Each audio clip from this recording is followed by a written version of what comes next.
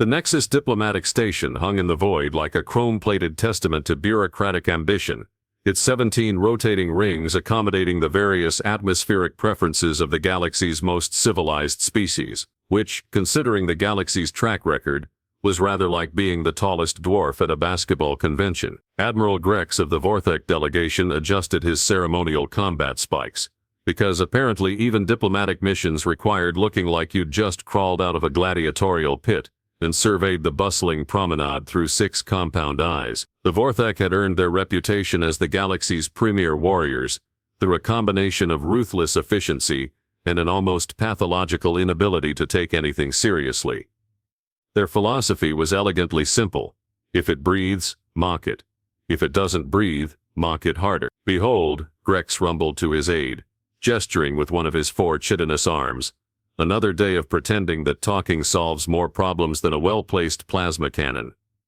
The promenade teemed with the usual suspects of galactic diplomacy. Crystalline Etherians floated past in their environmental bubbles, their translucent forms pulsing with what passed for conversation among their kind. A cluster of tenthly negotiators scuttled by on their dozen legs, their briefcases clicking against the deck plating in a rhythm that probably meant something profound in their culture, or possibly indicated they needed better luggage. The Vorthek had been looking forward to this particular diplomatic gathering for cycles. Word had spread through the trade networks about a newcomer species, the humans, who had somehow managed to establish a foothold in 3-star systems despite having the military subtlety of a supernova and the diplomatic finesse of a meteor shower. The prevailing wisdom among established galactic powers was that these humans were either incredibly lucky or too stupid to realize they should be dead by now.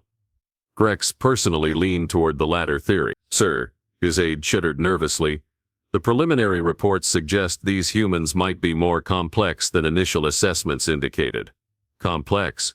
Grex's mandibles clicked in what passed for laughter among his species. They're carbon-based bipeds, who somehow discovered faster-than-light travel before they figured out how to stop killing each other over imaginary territorial lines. The only thing complex about them is how they've managed to survive their own incompetence this long. The truth was, the Vorthek found the humans fascinating in the same way one might find a particularly determined parasite fascinating. Here was a species that had clawed its way into galactic society through sheer bloody-minded persistence, apparently operating under the delusion that the universe owed them something.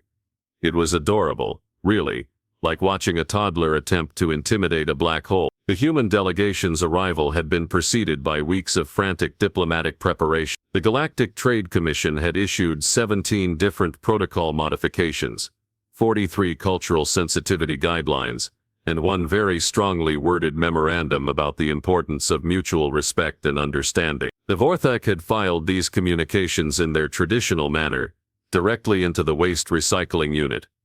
As if summoned by the universe's sense of timing, the human delegation emerged from Docking Bay 7. Grex's compound eyes focused on the group with predatory interest. There were 5 of them pitifully small by galactic standards, lacking any visible natural weapons, and wearing what appeared to be fabric coverings instead of proper armor. The lead human, a male specimen with an unremarkable face and what the briefings had described as brown hair, carried himself with the kind of confident posture that suggested either supreme self-assurance or complete ignorance of his circumstances. Ambassador Henderson, the station's AI announced with the enthusiasm of a dying star, representing the Terran Federation in matters of trade, territorial agreements, and cultural exchange.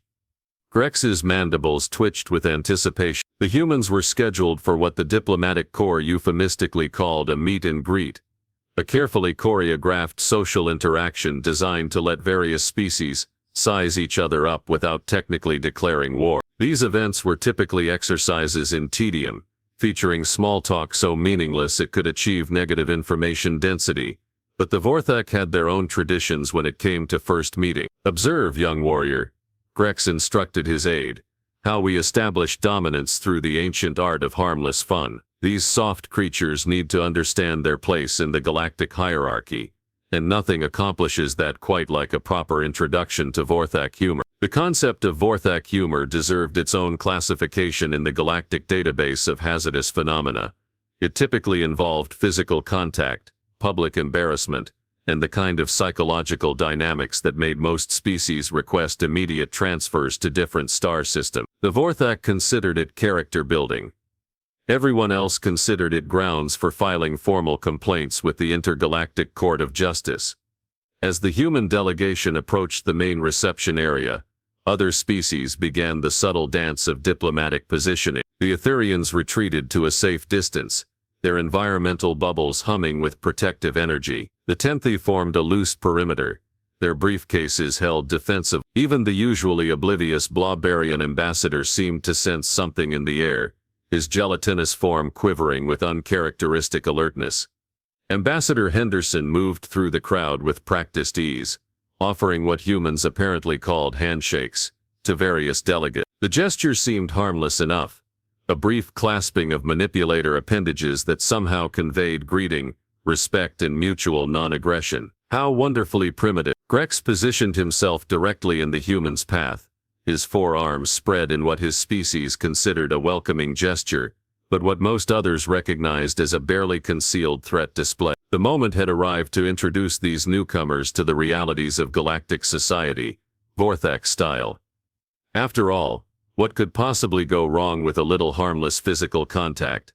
The universe, as it turned out, was about to provide a rather comprehensive answer to that question. Ambassador Henderson approached with the kind of diplomatic smile that had probably been perfected in front of mirrors and refined through countless hours of How Not to Start Interstellar Wars seminar. His brown hair, unremarkable by human standards but apparently fascinating to species that had evolved past such biological quirks, caught the station's artificial lighting as he extended his hand toward Admiral Henderson said, his voice carrying the practiced warmth of professional diplomacy.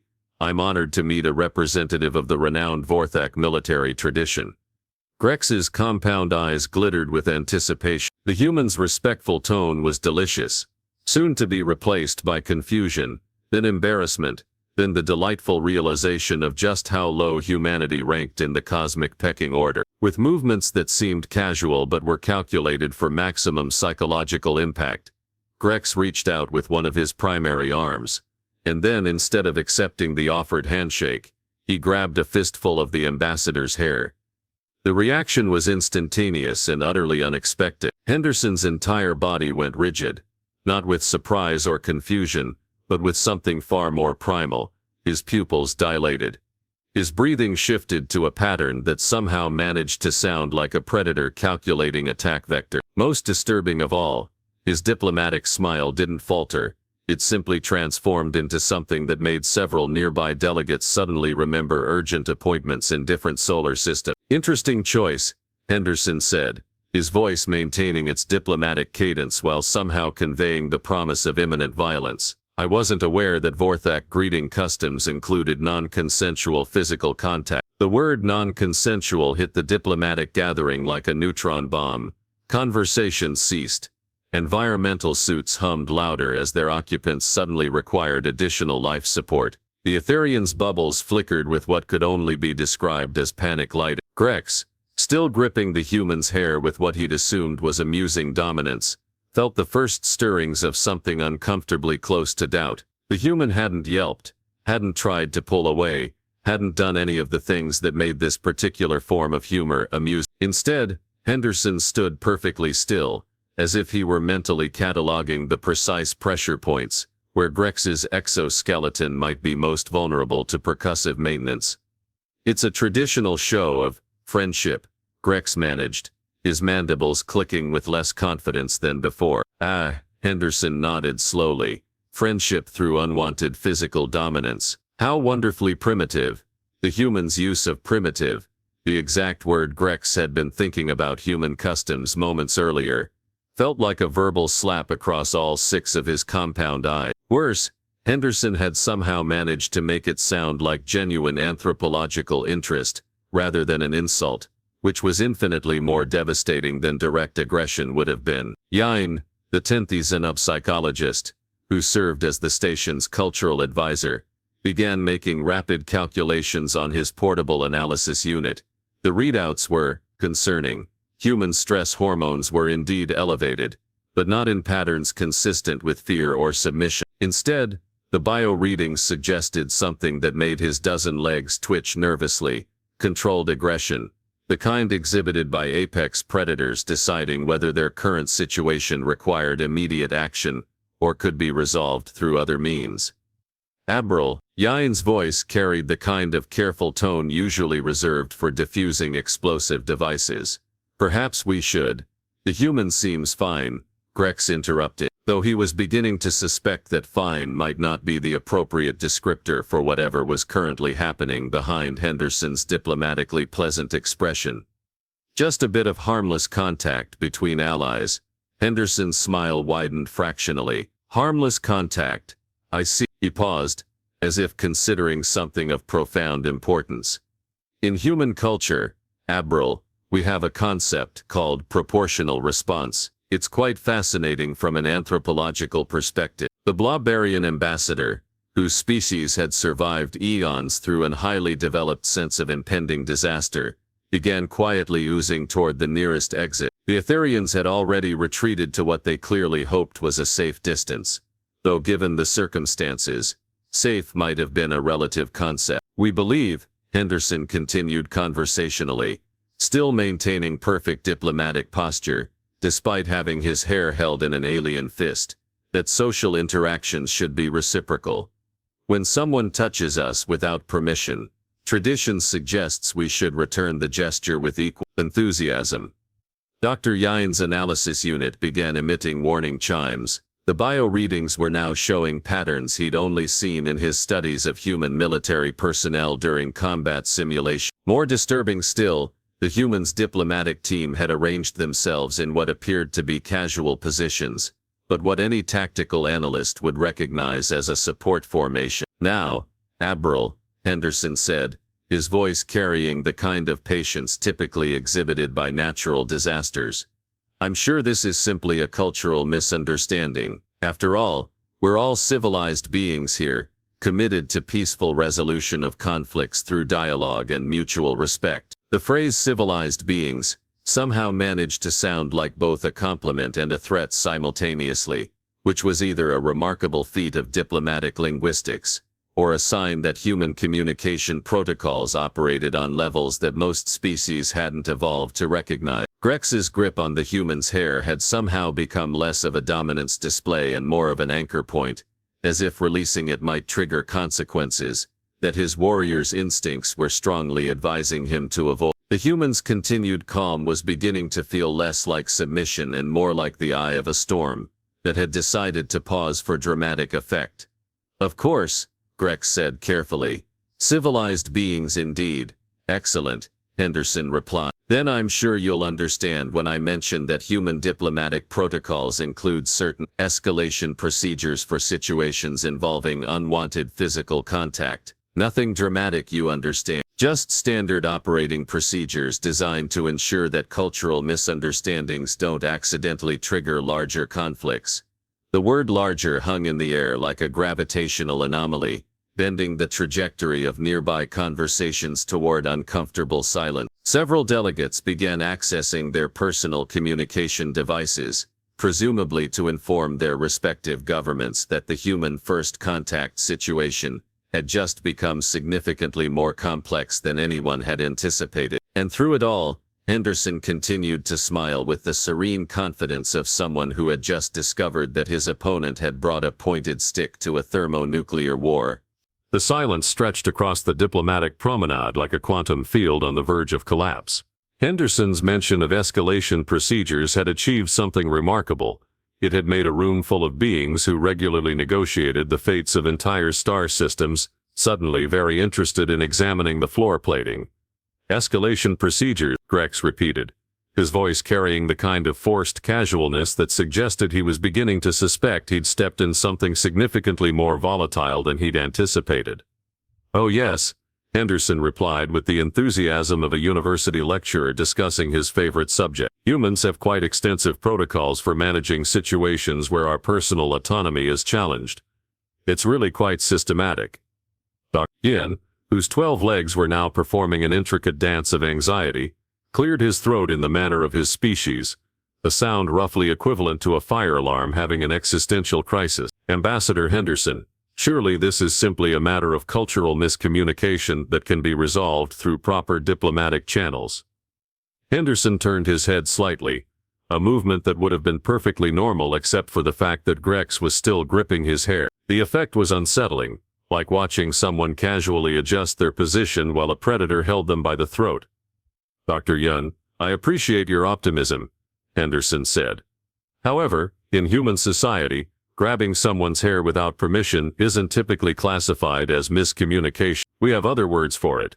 The unspoken implications hung in the recycled station air like a toxic gas leak. Several diplomatic aides began discreetly accessing their species databases on human legal terminology, and the results were apparently not encouraging, judging by the sudden increase in nervous chittering, burbling, and electromagnetic frequency fluctuations throughout the gathering. Commander Briggs, Henderson's security attaché, stepped forward with the kind of measured precision that suggested extensive training in scenarios exactly like this one. Her movement seemed casual, but every species present with any survival instincts whatsoever recognized the approach pattern of a professional killer, attempting to appear non-threatening. "Sir," Briggs said, her voice carrying the crisp efficiency of military protocol, "shall I initiate Contact Protocol 7?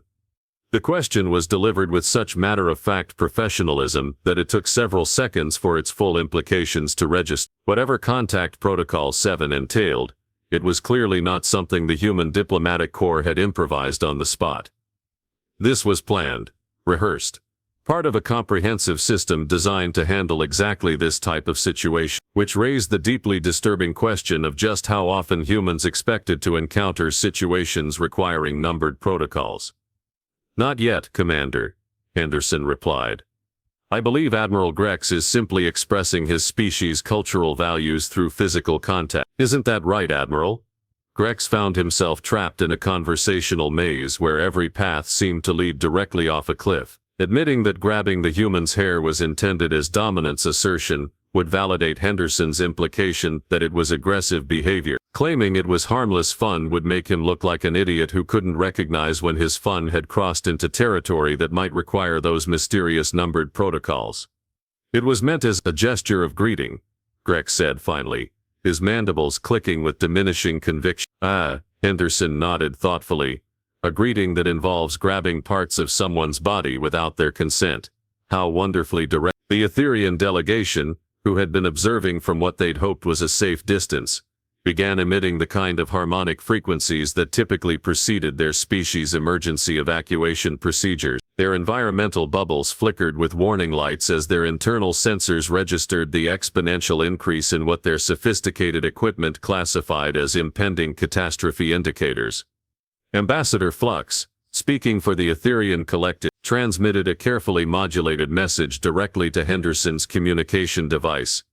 "Honored human representative, our species wishes to formally distance itself from any actions or implications suggested by the Vorthak delegation's behavior." Henderson glanced at his device, smiled, somehow making the expression even more unsettling than before, and transmitted back, "Your diplomatic wisdom is noted and appreciated, Ambassador Flux." The exchange lasted mere seconds, but its implications rippled through the gathering like a shockwave. The Etherians, who were widely regarded as having the galaxy's most sophisticated understanding of interspecies politics, had just performed the diplomatic equivalent of backing slowly away from a live explosive device. Yion's analysis unit was now producing a continuous stream of warning signals that sounded like a smoke detector having a nervous breakdown. His readings on human biochemistry were showing patterns that his equipment classified as unprecedented and deeply concerning. The human ambassador's stress hormones had actually stabilized, but at levels that suggested he was operating in what Dr. Yion's database ominously labeled as combat readiness mode. Admiral Henderson said,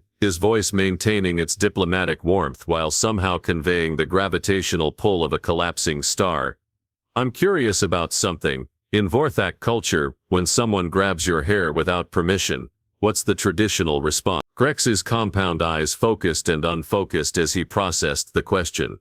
The traditional Vorthak response to unwanted physical contact was, depending on the circumstances, either immediate violence or ritualized combat challenges. Neither option seemed particularly appealing when applied to his current situation. "We would Address the matter directly, Grex said carefully. Directly, Henderson repeated, as if tasting the word. How refreshing. Humans also believe in addressing matters direct. He paused, and in that silence, the temperature of the diplomatic promenade seemed to drop several degrees. Of course, our definition of directly has been shaped by our evolutionary history. Commander Briggs stepped closer, her hand resting casually on what appeared to be a standard diplomatic communications device, but what several of the more militarily minded delegates recognized as having decidedly non-communicative secondary function. Sir, she said, our anthropological brief suggests that many species interpret physical dominance displays as invitations to demonstrate comparative capabilities. Henderson's smile brightened.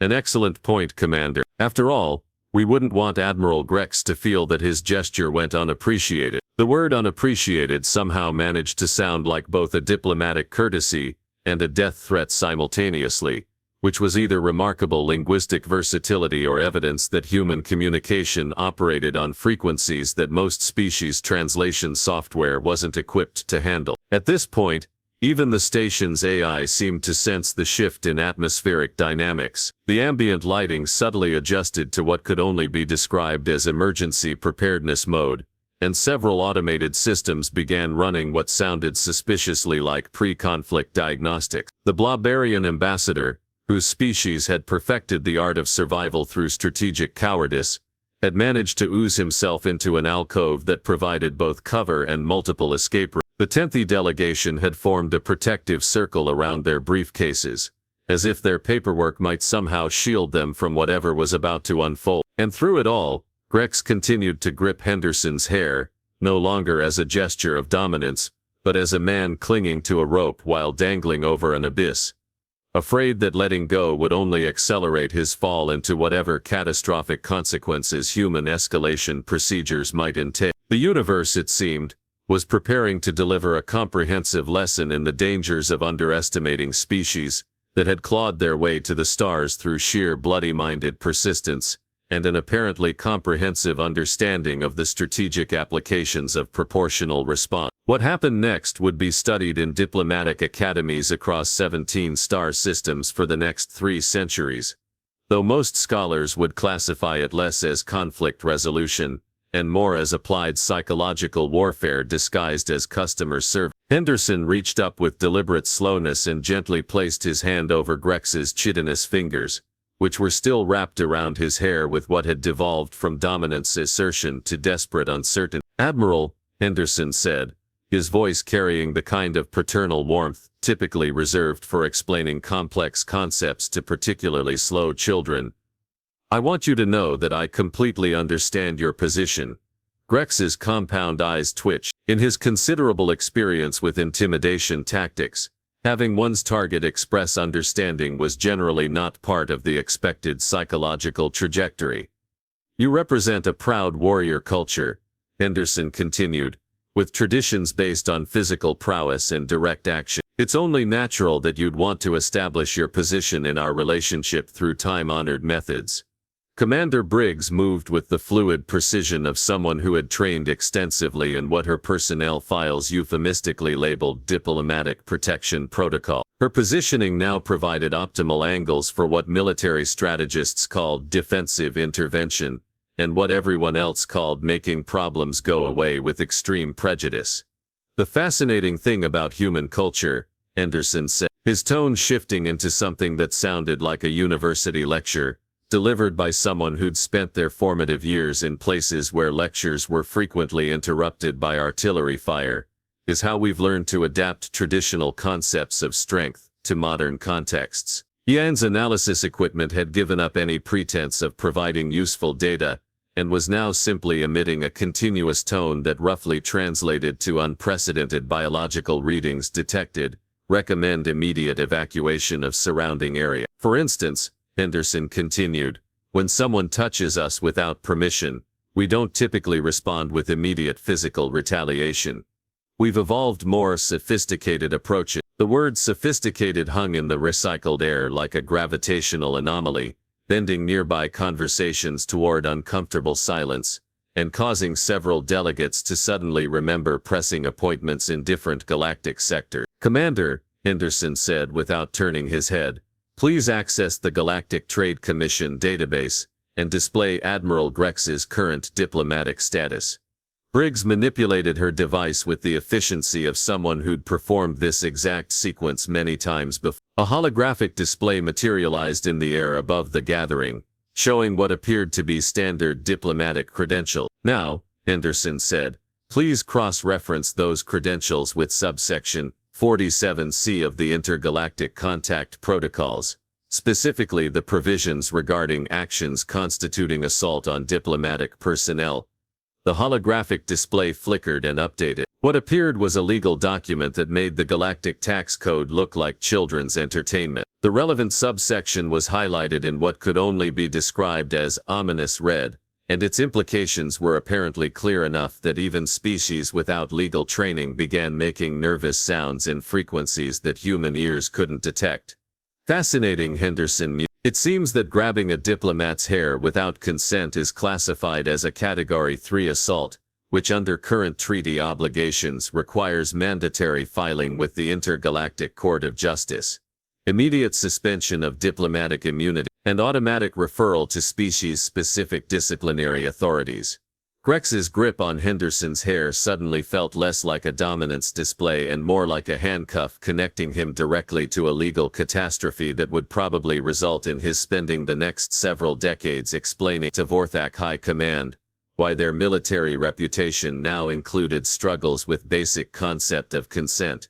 Of course, Henderson continued with the magnanimous tone of someone offering to pull his opponent back from the edge of a cliff. Human diplomatic protocols also include provisions for cultural misunderstanding exemptions, provided that all parties demonstrate appropriate commitment to mutual respect and understanding. The phrase cultural misunderstanding exemption sounded like salvation wrapped in bureaucratic terminology, which was either genuine diplomatic mercy or the most elaborate trap in the history of interstellar relations. Ambassador Flux, speaking for the Etherian delegation, transmitted a message that rippled through every translation protocol in the vicinity.